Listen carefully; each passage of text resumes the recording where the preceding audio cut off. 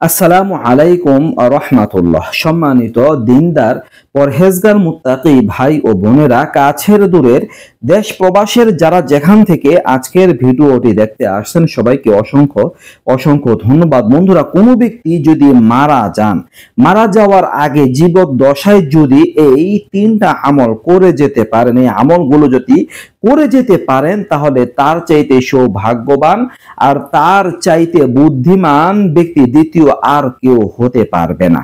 তার কবরটা আলোকিত হয়ে যাবে, তার আমলনামা নেকে ভরপুর হয়ে যাবে, তার কবরে সুখ শান্তির ব্যবস্থা হয়ে যাবে ইনশাআল্লাহ। একজন কবরস্থ ব্যক্তির যে আশা থাকে সে আশা পূরণ হবে। দর্শক, কোনো ব্যক্তি যদি এই আমলগুলো করে যেতে পারেন মারা যাওয়ার আগে আগে, প্রতিটা মানুষ মৃত্যুবরণ করবে। জন্ম যেমন সত্য, মৃত্যুও তেমন সত্য। প্রত্যেকের মৃত্যুবরণ করতে হবে। দর্শক, একজন মানুষ যখন মারা যায় সে কেমন অসহায় হয় জানেন?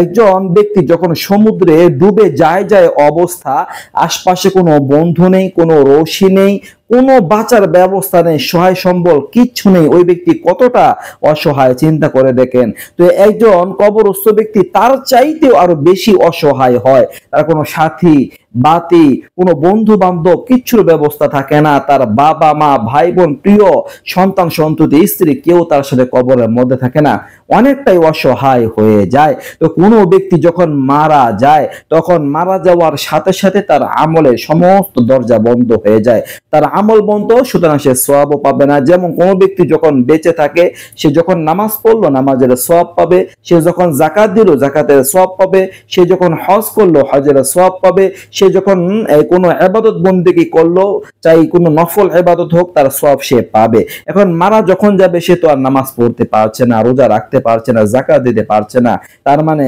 এগুলোর সওয়াব সে আর তার আমলনামায় যুক্ত হবে না, নতুন করে আর তিনি পাবেন না। তবে যদি তিনটা আমল তিনি করে যেতে পারেন, একজন মানুষ যখন মারা যায় তিনটা আমলের সওয়াব ওই ব্যক্তি কবরে থেকেও লাভ করতে থাকেন। সে কবরের মধ্যে আছে কিন্তু জীবদ্দশায় করে গেছে বলে তার সওয়াবগুলো আমলনামায় লেখা হতে থাকবে, অটোমেটিক লেখা হতে থাকবে। সুবহানাল্লাহ। তো এক নাম্বার আমল হচ্ছে সদকায়ে জারিয়ার আমল, যার সওয়াবটা জারি থাকে, চলমান থাকে। এটা কিভাবে? যেমন আপনি এমন কোন খাত, যে খাত যেমন মাদ্রাসা, মসজিদ বা আল্লাহর রাস্তায়, দ্বীনের রাস্তায়, কিংবা আপনি জনকল্যাণমূলক কোনো কাজে আপনি দান করলেন, সাহায্য সহযোগিতা করলেন, ওই খাতটা যতদিন পর্যন্ত বাকি থাকবে ততদিন পর্যন্ত আপনার আমলনামায় সওয়াব পৌঁছতে থাকবে। যেমন আপনি একটা মসজিদ নির্মাণ করে গেলেন, আপনার সামর্থ্য আছে, এখন ওই মসজিদ যতদিন পর্যন্ত থাকবে জমিনের উপরে, নামাজ তার মধ্যে যতদিন পর্যন্ত চলবে, আপনার আমলনামায় ততদিন পর্যন্ত নামাজীদের সওয়াব লেখা হতে থাকবে বা এই নেকের সওয়াব লেখা হতে থাকবে।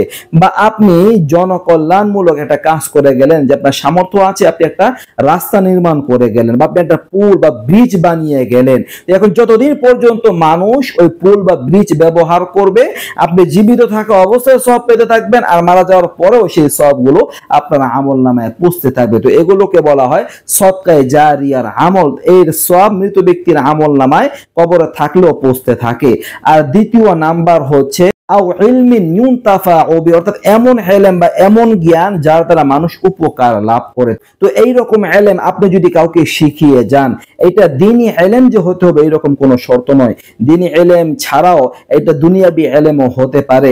যেমন আপনি কাউকে কোরআনের ইলম বা দ্বীনি ইলম শিখিয়ে গেছেন, তো এইটা যতদিন পর্যন্ত সে পড়বে বা অন্যদেরকে যদি সে এই শিখায়, তো এই যে সওয়াব, এই সওয়াবের একটা অংশ আপনার আমলনামায় পৌঁছতে থাকবে।